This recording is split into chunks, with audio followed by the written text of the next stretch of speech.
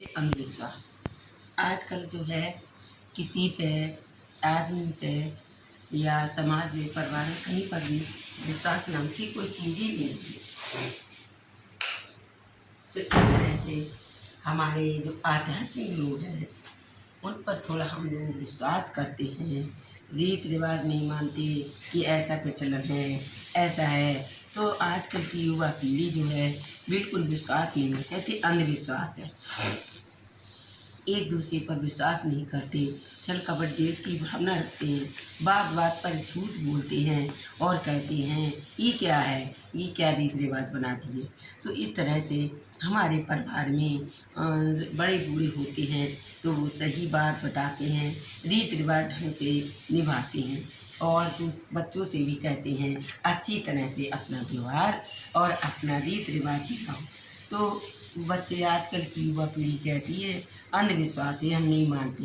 तो इसी तरह से ये जीवन भी हमारे सही तरीके से सही दिशा में ले जाने का कार्य करती है।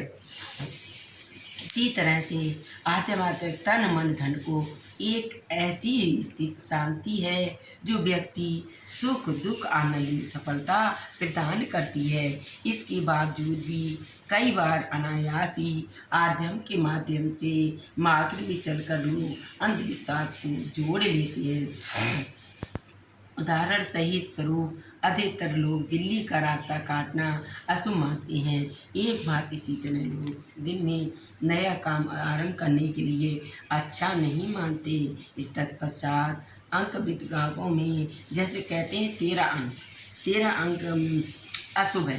13 अशुभ नहीं होता, ये हमारे मन का भ्रम है, क्योंकि महत्वपूर्ण काम करने के लिए निकलते समय घर में चीख आ जाती है तो अपशकुन सूचक माना जाता है। कहीं कहीं पर आँख का फड़कना दुर्घटना सूचक समझा जाता है। जैसे कि पतंग मसन छिपकली का शरीर पर गिर जाना भी दुर्घटना का संकेत।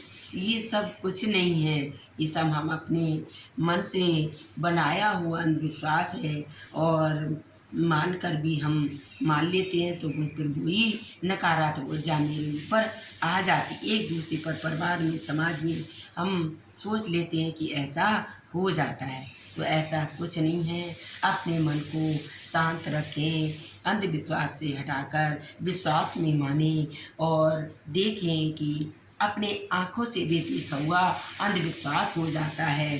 तो अपने मन को शांत में रखकर अपने मन से देखो, अपने मन को आध्यात्म को इन अंधविश्वासों से निकाल देना ही नहीं है, लेकिन आध्यात्मिक एक ऐसा संदेश है जो व्यक्ति सद्गुणों को सद्मार्ग पर चलाने की प्रेरित करता है। इसलिए व्यक्ति जहाँ भय ईर्ष्या लोभ में काम क्रोध धन में फंस जाता है, वह व्यक्ति सत्य प्रेम की राह नहीं दिख पाता। इसलिए कहते हैं अविश्वास में आकर सत्य प्रेम का रास्ता दिखता है। आत्मा तक को छप गति चलाती है, एक दूसरे बुरा करके दूसरे का उजाड़ कर देते हैं, भला नहीं करते। इसलिए जीव जंतुओं पर आप भला करें, विश्वास करें और दूसरों को सच्चाई के रास्ते पर लाकर खुद तो सच्चाई के रास्ते पर चलें। आपका जो मन अच्छा शुभ काम करने को कहता है तुरंत कर डालें। ये न दें कि अंधविश्वास है। अंधविश्वास एक बनाया एक शब्द है जो प्रभु ने रच दिया है, वो हमारे जीवन में होकर रहता है।